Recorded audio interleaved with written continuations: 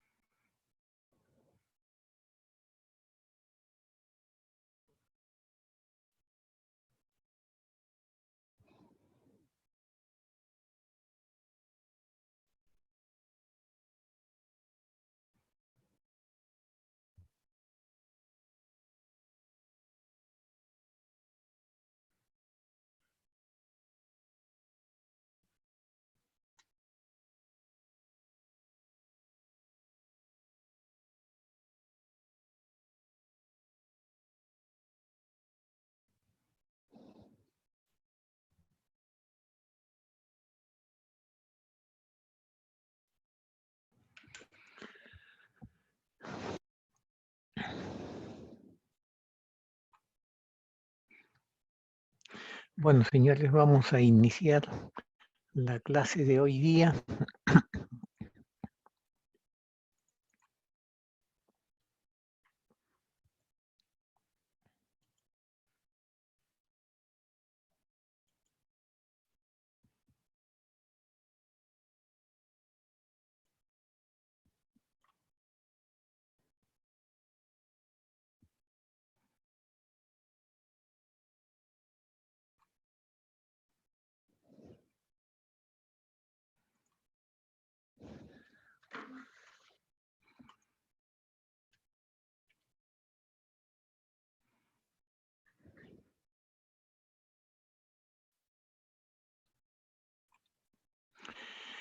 Vamos a ver un segundo ejemplo de diseño en elementos en tracción. Vamos a calcular la resistencia de diseño de una platina de 100 milímetros de ancho, como se ve en la figura, por 12 milímetros de espesor, de acero 36. Esta platina en sus extremos tiene dos agujeros de 22 milímetros para pernos de 3/4 de pulgada en una conexión empernada. Habíamos dicho en la clase pasada que el perno de 3/4 de pulgada, si lo pasamos a milímetros, tiene 19 milímetros de diámetro. El agujero debe hacerse 3 milímetros más grande. O sea, tenemos un agujero por eso de 22 milímetros para pernos de 3/4. La platina es de acero A36, esfuerzo de fluencia es 250 megapascales, su resistencia máxima en tracción es 400 megapascales. Esta es toda la información preliminar que se tiene.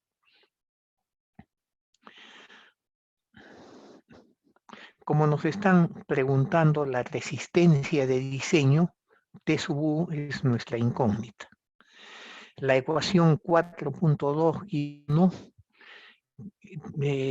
es la que usamos siempre para el diseño de acción, comenzar siempre con el estado límite de fluencia y habiendo dimensionado con el estado límite de fluencia, se hace la verificación en los estados de fractura que correspondan.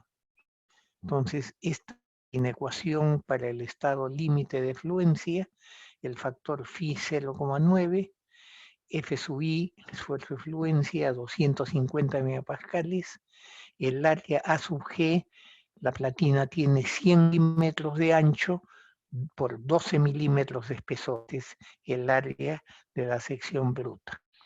El resultado basado en newtons lo dividimos entre 1000 para obtener valores en kilonewtons. Y nos sale que T sub U tiene que ser menor o igual a 270 kilonewtons. Con esto pasamos a ver el estado límite de rotura en la sección neta efectiva. Acá hay una sola sección de verificación, porque ustedes ven, sea que tomemos la sección neta en este punto o en esta sección de acá, las dos áreas son exactamente iguales. Entonces, la sección neta efectiva va a ser el ancho de 100 menos un agujero, 22 milímetros, por 12 milímetros de espesor. Esto es el área neta efectiva. Entonces, la condición T sub U debe ser menor o igual que phi para estados de rotura o fractura vale 0,75. El esfuerzo último en tracción vale 400 megapascales. Dividimos siempre entre 1000 para obtener en kilonewtons y nos resulta 280,8 kilonewtons. U se ha tomado igual a 1 porque hay un solo elemento conectado, entonces están conectados todos los elementos, por lo tanto U vale 1 y ese es el valor que se ha incluido acá en el cálculo del área neta efectiva. Nos falta verificar el último estado límite de rotura, el de rotura por bloque de cortante. Acá tenemos la platina, los dos huecos de pernos y el bloque de cortante se produce por una rotura en corte en esta sección y una rotura en tracción en esta sección, rompiéndose este bloque por efectos de corte y tracción. Esta vista corresponde al ancho de 100 milímetros y calculamos las tres áreas que aparecen en la fórmula. El área neta en corte. El área neta en corte es desde este punto hasta este punto, perdón. Esto nos da el área bruta en corte. que es la distancia de 40 milímetros al centro de este hueco y 75 milímetros al centro del otro hueco. Entonces 40 más 75, largo de la zona de corte, la zona bruta, por el espesor de 12 milímetros nos da el área bruta en corte, A sub GB. Para hallar el área neta en corte, a esta área bruta en corte, tenemos que descontarle acá un diámetro y acá medio diámetro de agujero de 22 milímetros. Entonces descontamos 1,5 por 22 y tenemos un área neta en corte de 984 milímetros cuadrados. El área neta en tracción es la longitud neta, es la mitad del ancho de la platina, o sea, 50 milímetros, y le descontamos el ancho de medio diámetro del agujero, menos 0,5 por 22, multiplicado por el espesor 12 milímetros, 468 milímetros cuadrados. Este es un caso de tracción uniforme, no hay momentos que se estén presentando en esta zona, entonces el factor UBS es igual a 1.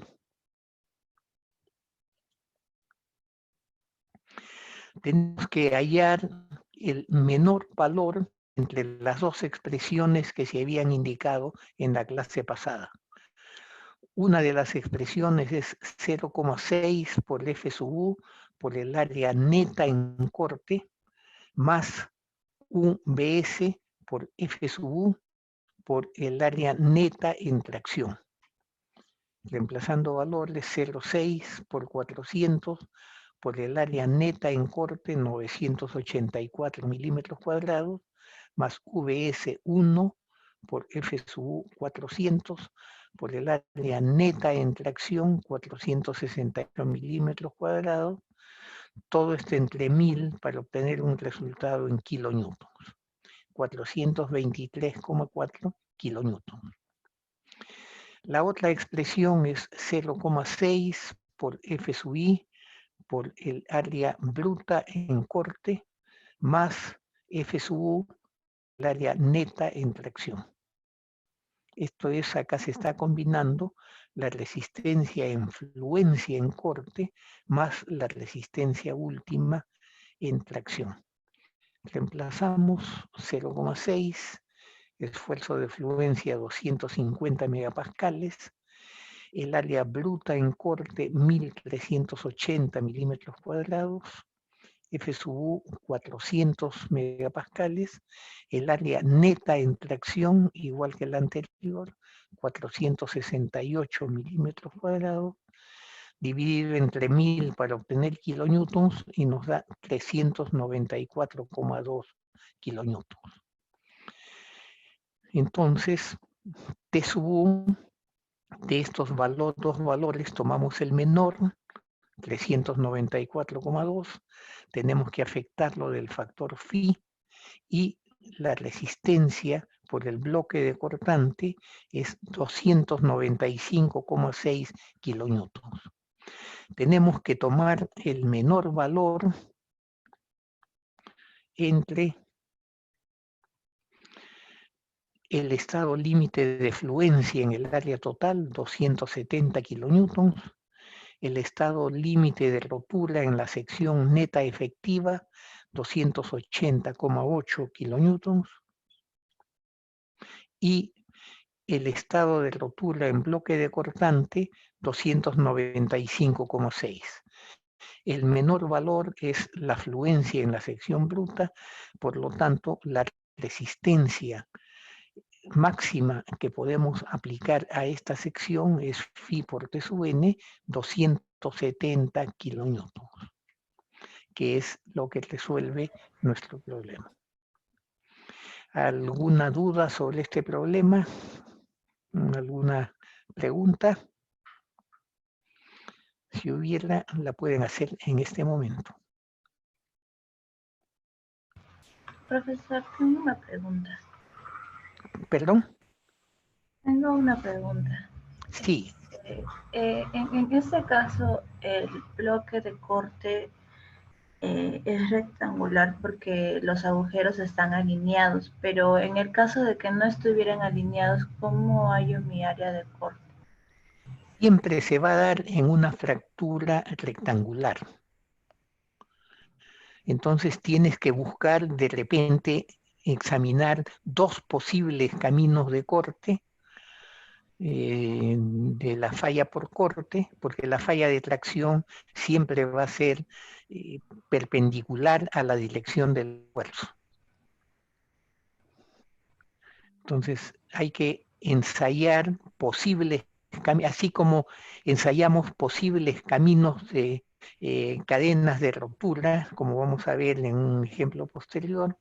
Tenemos que ensayar también, si es que ese es el caso, posibles caminos de formación del bloque de cortante. Ya, ya. En este caso, como dices, no hay duda. Solo puede haber una posición del bloque de cortante. Vamos a examinarla después en otro problema para ver si hay otras posiciones. Gracias. Como este elemento en tracción, debemos ver si está cumpliendo con la esbeltez recomendada. La sección transversal de la platina es una sección rectangular. En las secciones rectangulares, el radio de giro es el 0,29 de la dimensión que estamos considerando. Nosotros vamos a buscar el radio mínimo. Por lo tanto, no nos interesa la dimensión del rectángulo de 100 milímetros, sino la dimensión del rectángulo menor, la de 12 milímetros. Y con eso calculamos el radio mínimo, que va a ser 0,29 por 12, 3,48 milímetros. La esbeltez máxima recomendada es 300 y es la longitud L de la platina entre el radio de giro mínimo 3,48. Esto nos daría que la longitud máxima que podemos tener en la platina es 1044 milímetros, o sea, 1 metro por centímetro. Se puede emplear esta platina en longitudes mayores si una posible vibración de ella no tiene importancia. ¿Por qué se pone este límite de esbeltez de 300? Conviene que lo entiendan bien. Un elemento en tracción no tiene posibilidad de pandear. El pandeo es una deflexión transversal al alineamiento de la platina, que se da en fuerzas de compresión. Si ustedes comprimen la platina, llega el momento en que se puede doblar, inicia su fenómeno de pandeo. Pero si la platina sometida a tracción quisiera doblarse por algún efecto extraño, la fuerza de tracción automáticamente la regresa a su alineamiento y evita cualquier deflexión transversal. O sea, los elementos en tracción no pandean. ¿Por qué entonces hay una longitud de esbeltez recomendada para los elementos en tracción? Porque pueden entrar en vibración. Conforme es más esbelto el elemento, si hay alguna fuente de vibración, sonido, vibración de una máquina cercana, efecto de viento, puede hacer que entre en vibración el elemento en tracción y eso a veces o en algunos casos puede ser desagradable para el uso de la estructura. Inclusive, si el elemento es muy esbelto y agarra la vibración, la frecuencia de vibración del sonido, puede comenzar a producir sonidos. Yo tuve que revisar hace bastantes años una planta industrial, donde los adiestramientos en X eran con ángulos. Cuando circulaba un puente grúa en la planta industrial, comenzaban a moverse. Esta planta industrial tenía 2 puentes grúas que podían funcionar simultáneamente. Si funcionaba un puente grúa, los adiestramientos se movían, se veía visiblemente, se notaba cómo se movían. Pero si funcionaban simultáneamente los 2 puentes grúa, en algún momento la vibración era más fuerte y comenzaban a sonar, parecía que tocaban música. Y ya eso era muy desagradable. Hubo que cambiar el período de vibración de las vigas de soporte de las puentes grúa, porque esa era la causa del problema. Entraban en vibración, en frecuencia de vibración, con la frecuencia de vibración de los adiestramientos. Se midieron las frecuencias de vibración, se determinó y se le colocó unos canales transversales encima de la viga del puente grúa. Acabó el problema de la excesiva vibración. Siempre se movían un poco los adiestramientos cuando pasaban los puentes grúas. Ya no molestaban. El que se muevan un poco no hacía daño, no molestaba, y es porque la esbeltez había excedido, estaban en esbelteces del orden de 600. Esa es la razón de esta recomendación. Por eso es prohibición, es una recomendación. Vamos a ver otro ejemplo de diseño, que son las 10:27. Como habíamos dicho, vamos a cortar acá 5 minutos para continuar enseguida.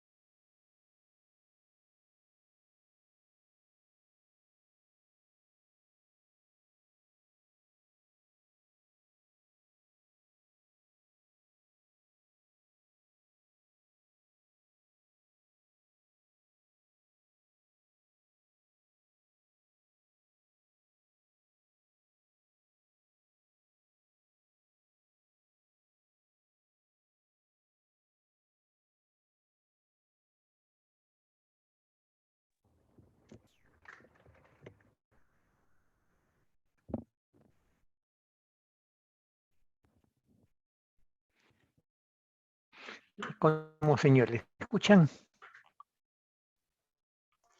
Sí, profesor. Ya, perfecto. El diseño de una varilla redonda roscada. Diseñar una varilla redonda roscada de acero A36 para soportar una tracción de carga permanente de 15 kilonewtons y una tracción de sobrecarga de 30 kilonewtons.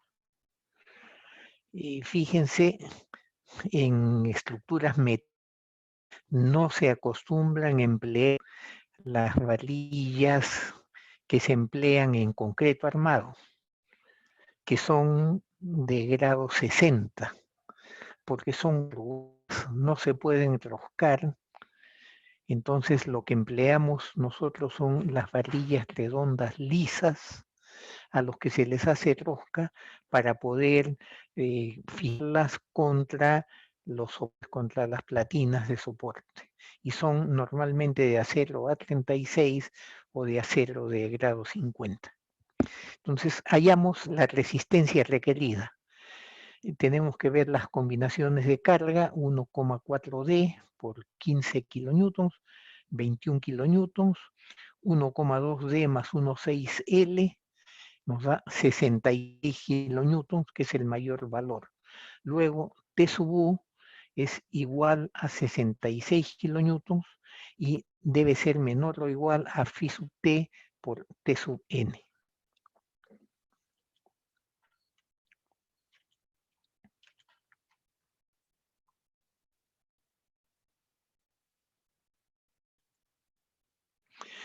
Para varillas redondas roscadas, la norma es 0,90 en conexiones en la tabla 10.3.2 establece que la resistencia de diseño se verifica solo en condiciones de rotura.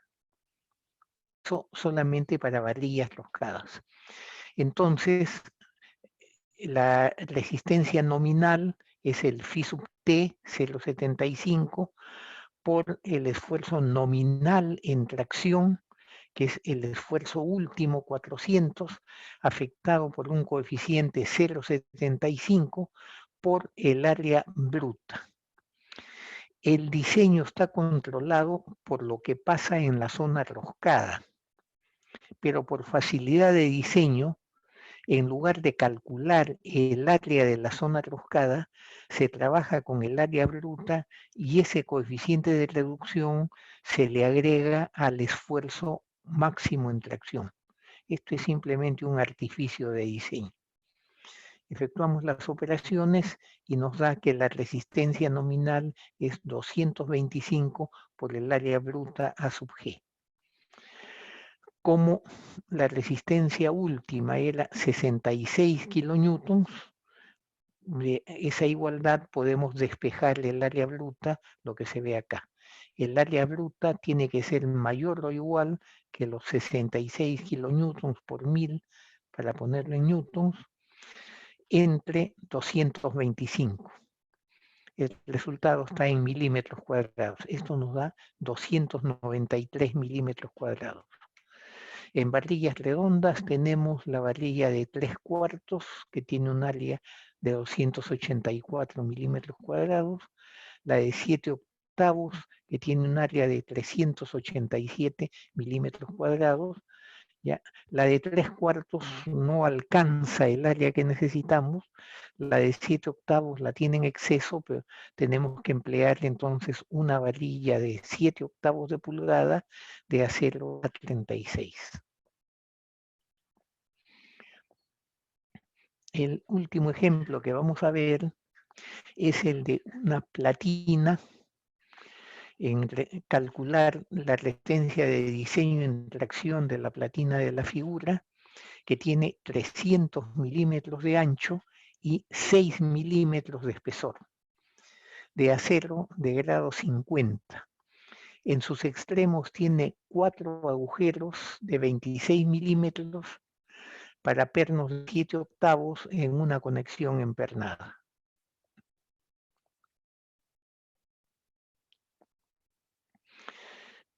Establecemos 3 posibles cadenas de rotura. Las hemos numerado 1, 2 y 3.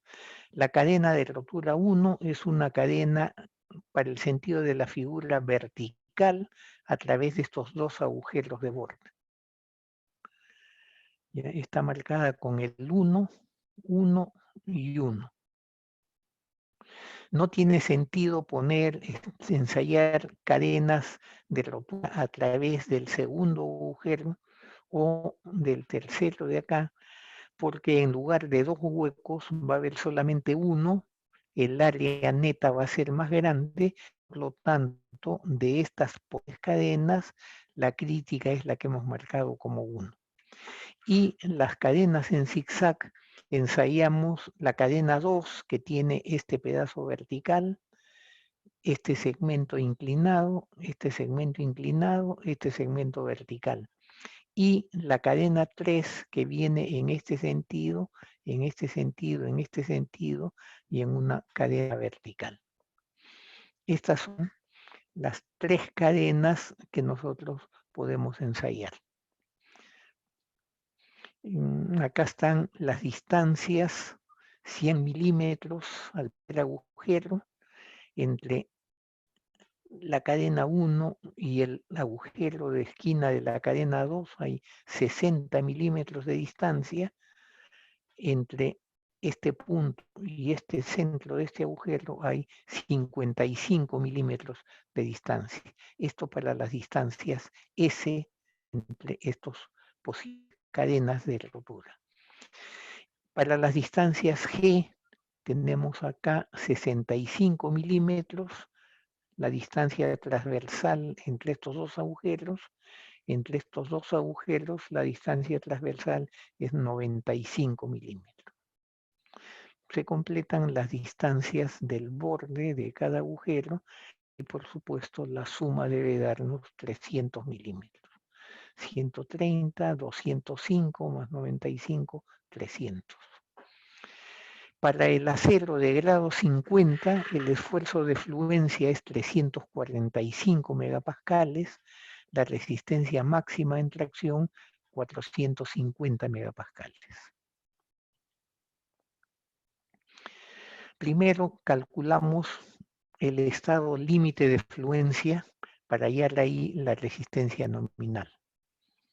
T sub U debe ser menor o igual que phi sub T 0,9, F sub I 345 megapascales, el área bruta de la sección 300 por X entre 1000 nos da 558,9 kilonewtons.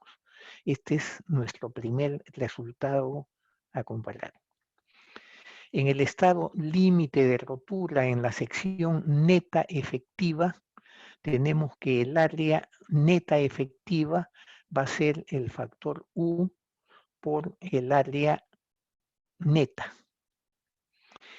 Como hay un solo elemento conectado, es una sola platina, el factor U vale 1. Por lo tanto, el área efectiva es igual al área neta. La tracción última en las distintas cadenas va a ser phi por 0,75 para fractura, F sub U 460 para 0 de grado 50 y el área neta de cada una de las cadenas. Multiplicando esto, 317,5 para el área neta. Para ver qué área neta es la crítica, examinamos las 3 posibles cadenas para ver cuál tiene el menor ancho. El ancho de la cadena 1,1 es 300 menos 2 agujeros de 20 milímetros, 248 milímetros. Para la cadena 2 es 300 menos 3 agujeros de 26 milímetros, más 2 segmentos S al cuadrado entre 4G y S al cuadrado entre 4G. El G del primer tramo inclinado es 65, el G del segundo inclinado es 95. Efectuando operaciones, este ancho nos da 245,3 milímetros. Para la tercera cadena se repite igual el mismo proceso, hay 3 agujeros. pero la distancia S es la que cambia en el tercer elemento inclinado, y tenemos un ancho de 233,8 milímetros. Este es el ancho menor, por lo tanto es el que va a producir el área mínima de la cadena. Entonces tenemos 337 que multiplica al área neta efectiva 243,8, el menor ancho de la cadena 3,3, por espesor de 6 milímetros, entre 1000 nos da 493,7 kilonewtons. El primer resultado que teníamos era 558,9 kilonewtons. El segundo, 493,7. Este es el que va a controlar el diseño. Puede presentarse acá una rotura por bloque de cortante. Por Lisbon no lo consideramos crítico por la distribución que tienen los pernos.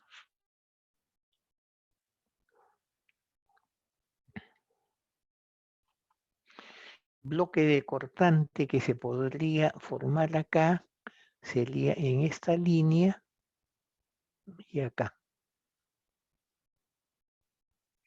Los bloques de cortante pues tienen mucho más resistencia y no. Entonces, si ustedes quieren, verifiquen posible rotura de bloque de cortante y es un resultado mayor que los anteriores. No es crítica esta condición Ingeniero, de fractura. Sí.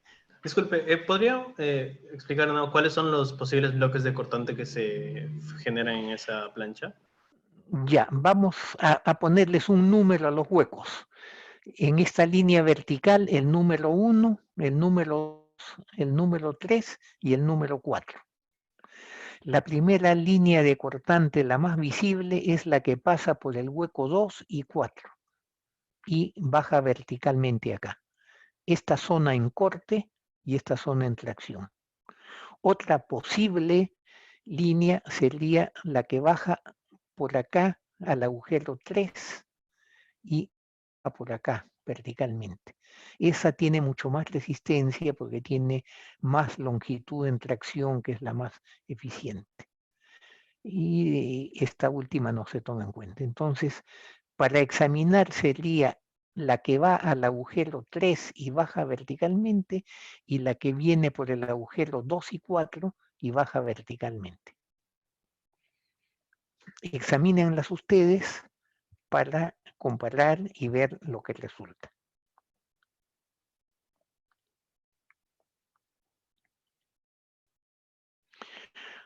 Una información que deben tener presente, seguramente la han visto en resistencia de materiales, pero vamos a recordarla acá porque vamos a usarla en la siguiente clase cuando hablemos de elementos en compresión. Es cómo se calcula el radio de giro de esta sección simétrica cuando tenemos dos ángulos en lo que denominamos formando una sección cajón, porque con los dos ángulos de la brida inferior, los cuatro ángulos van a formar como un cajón.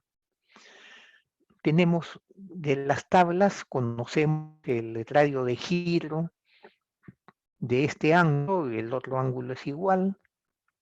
La distancia X, que es la distancia del centro de gravedad a la carta del ángulo, habiendo marcado la separación que queremos emplear entre los dos ángulos, podemos determinar esta dimensión que hemos llamado S minúscula, que es B, si llamamos B a la distancia entre estos dos puntos del ancho de esta sección cajón, es B medios menos X, eso es S. El A es el radio de cada ángulo. La fórmula que nos interesa es el radio de giro en la dirección Y, es la raíz cuadrada del radio de giro en la dirección X o Y del ángulo al cuadrado más la distancia S al cuadrado.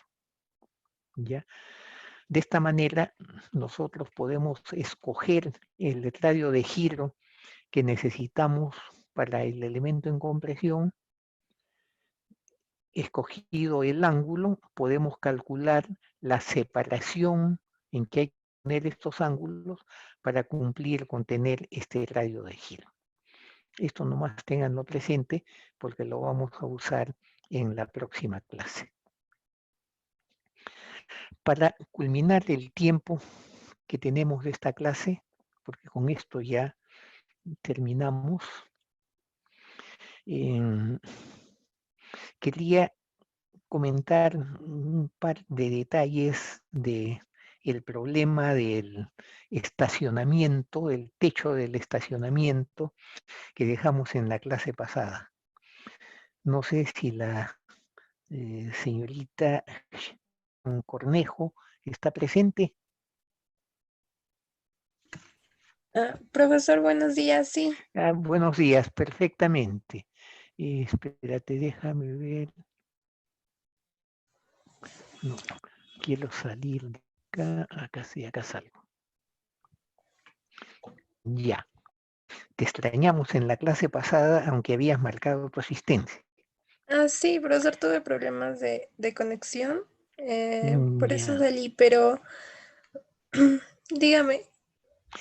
Y una cosa que me interesa, hablamos en la clase pasada de las cargas verticales. Tu compañero Yayire presentó algo que es correcto, una carga de 30 kilos por metro cuadrado, es una carga usual para ponerla en coberturas livianas, en las que se camina muy poco, en las que normalmente hay que poner un tablón encima del techo para caminar en estas planchas, porque no están preparadas para resistir el peso de gente. Hay que repartir la carga, entonces sí pueden, con una sobrecarga de 30 kilos por metro cuadrado, pueden tomar pues una persona que en promedio pesa 70 kilos, pero puede pesar también 80, 90 o 100 kilos, ¿no?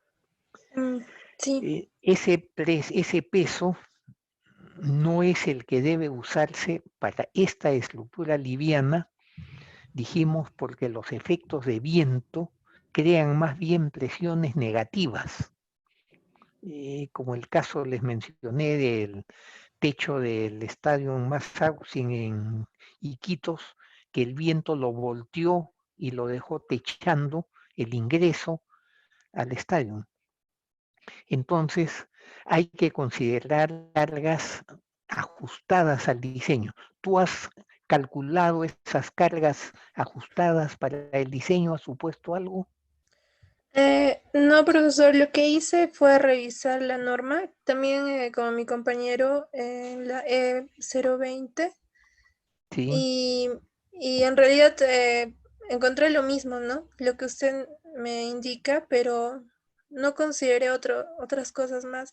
Revisé y también encontré que habían carga viva para una columna, pero no, del techo no especifiqué eso.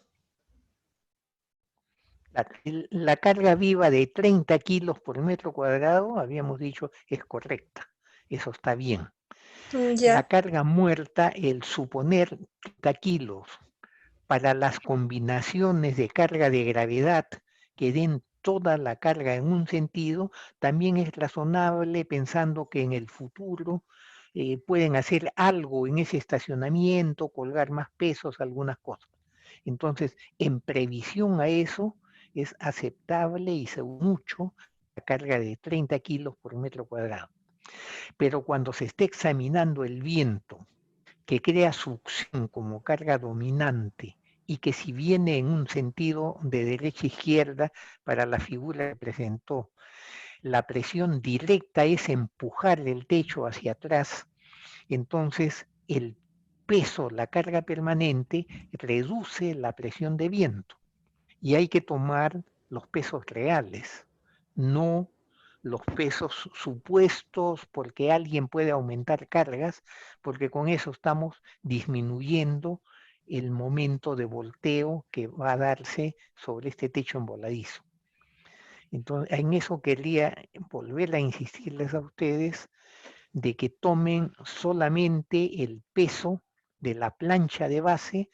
Si es una plancha TR4 de Precor, es 4 kilos por metro cuadrado.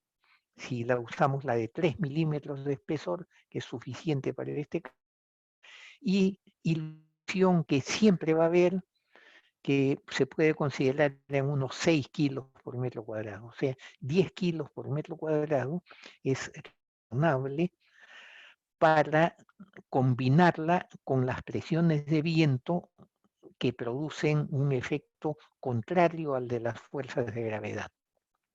Bueno, esa era una parte de lo que quería insistirles. La otra parte es, tú has hecho también la consideración de las fuerzas de sismo. ¿Aló? Sí, profesor.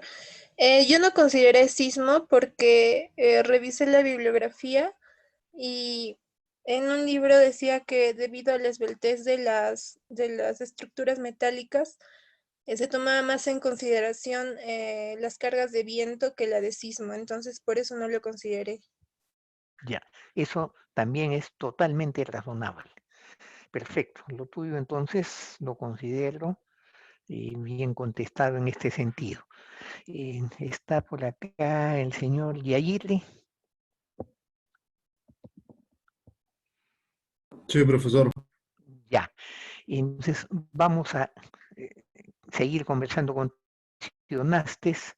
La hipótesis de sismo no alcanzó el bien del tiempo para tratarla, pero ahí me gustaría conversar cómo has considerado los criterios para tomar en cuenta el sismo.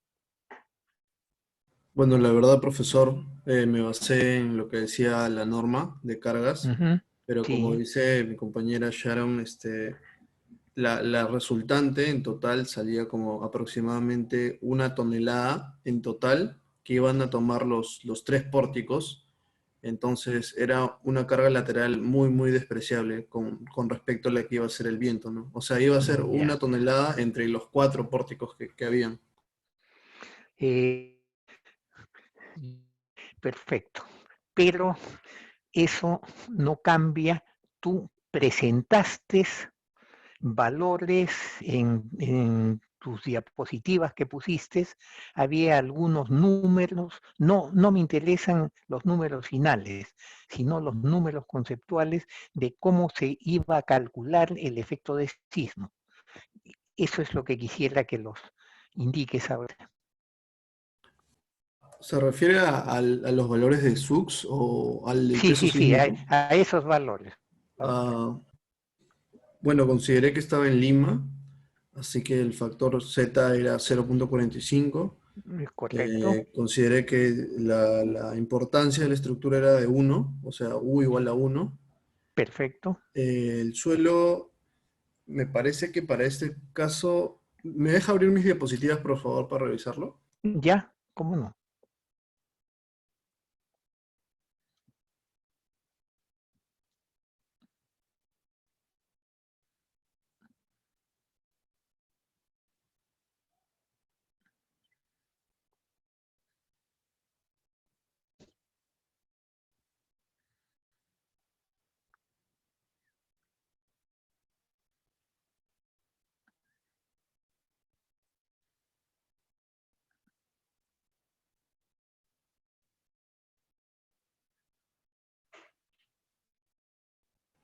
Sí, profesor, como le decía, Z 0.45, U igual a 1, y el Sí, suelo lo consideré bien un suelo rígido, igual a 1, ya, está y bien. asumí de que el periodo iba a ser menor el periodo de la estructura iba a ser menor a TP, Ya, y que me resultaba un factor C de 2.5 y me daba y para R consideré un R igual a 6. ¿Por qué? En la norma me decía que el factor R igual a... Había para estructuras metálicas que consideraban en la base momento y había otras que estaban articulados. Mm, Déjeme revisar la tabla para especificarle. Ya, sí, sí, sí. El punto importante es ese justamente, el concepto, ¿no? Que es lo que quiero incidir ahora.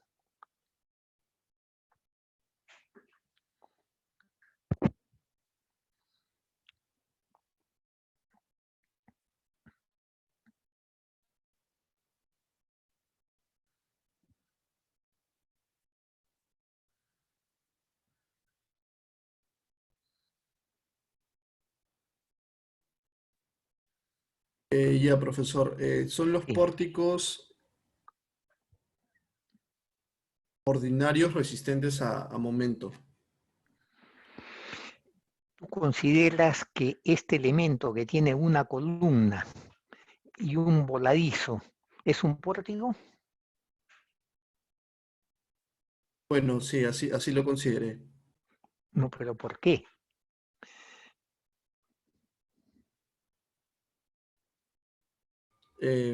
Bueno, la verdad porque tenía la columna y la viga y soportaba las viguetas, la losa. O sea, no me pregunté la verdad si era un pórtico o no.